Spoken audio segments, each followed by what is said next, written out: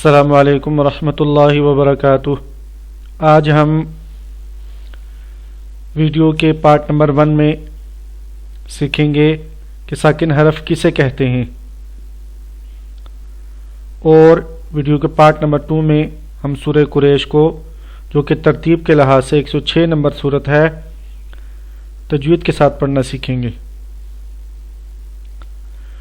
اس video کو کہیں سے بھی سکپ نہ کیجیے، کہیں ایسا نہ ہو کہ آپ ویڈیو کا اہم حصہ نہ دیکھ سکیں۔ اعوذ باللہ من الشیطان الرجیم، بسم اللہ الرحمن الرحیم۔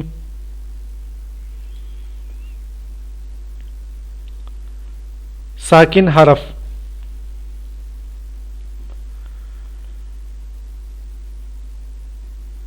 ساکن حرف جس حرف پر کوئی حرکت ادا نہ کی جائے وہ حرف ساکن کہلاتا ہے۔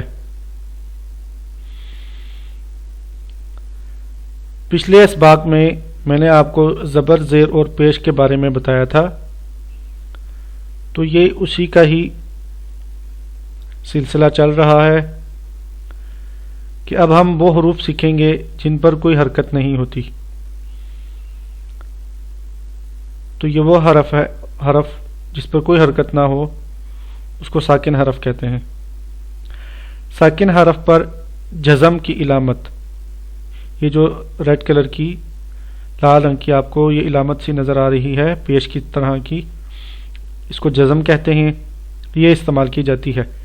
مثلا با اور تا، ان دونوں کے اوپر یہ علامت استعمال کی گئی ہے۔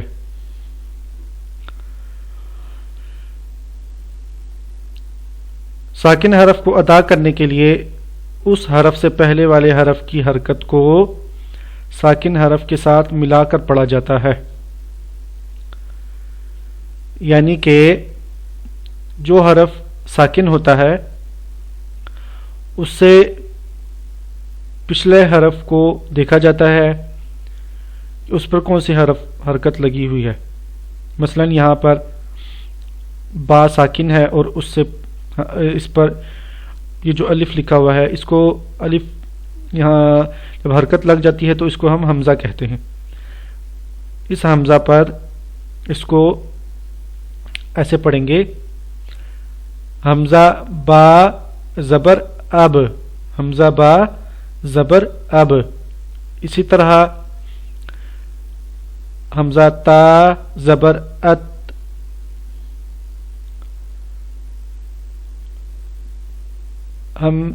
اور یہ اسی طرح حمزہ طا زبر آت، اور یہ میم بھی ساکن ہے۔ اطعمہم، امید ہے آپ کو یہ بات سمجھ آ گئی ہوگی کہ ساکن حرف کو پچھلے حرف کی حرکت کے ساتھ ملا کر پڑھا جاتا ہے۔ جہاں پر وقف کیا جائے یعنی سانس توڑا جائے، وہاں پر کلمہ یعنی لفظ کے آخری حرف کی حرکت کو ہٹا کر ساکن پڑھا جاتا ہے۔ مثال کے طور پر جہاں پر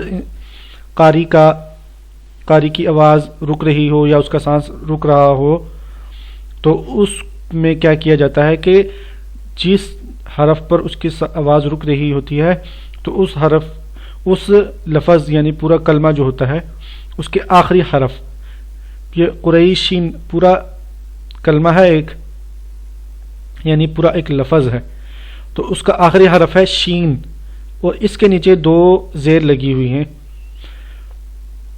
اب اس میں کیا کریں گے کہ ان 2 زیر کو ہٹا دیں گے اور اس کی جگہ ہم ساکن پڑھیں گے۔ اسی طرح والصیف، والصیفی، اس میں بھی فا کے نیچے زیر ہے، تو اس کو بھی ہم زیر ہٹا کر پڑھیں گے جب ہم وقف کریں گے۔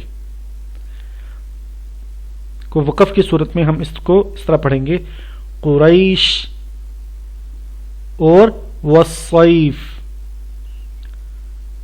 امید ہے آپ کو یہ بات سمجھ آ گئی ہوگی کہ جہاں پر سانس رکتا ہے وہاں پر لفظ کے آخری حرف کو ساکن کر دیا جاتا ہے. یہ اگر ہم ملا کے پڑھ رہے ہوتے تو اس کو ایسے پڑھتے قریشین، اور اگلے حرف کے ساتھ اس کو ملا دیتے، اگلے لفظ کے ساتھ یا اگلے کلمے کے ساتھ. اور اسی طرح والصیفی تو ہم اس کو جاری رکھتے. لیکن اگر کسی کا سانس رک گیا ہے یہاں پر تو وہ اس کو پڑھے گا قریش. یہ دو زیر نہیں پڑھی جائیں گی اور یہ زیر بھی ادا نہیں کی جائے گی. اسی طرح پیش اور زبر کا بھی معاملہ ہے. امید ہے آپ کو یہ چیز سمجھ آ گئی ہوگی کہ ساکن حرف کو کیسے پڑھنا ہے.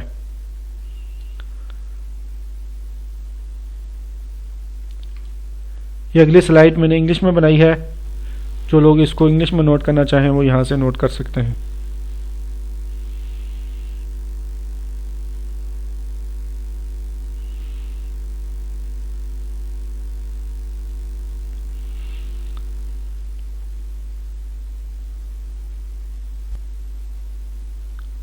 اللہ حافظ. السلام علیکم ورحمۃ اللہ وبرکاتہ.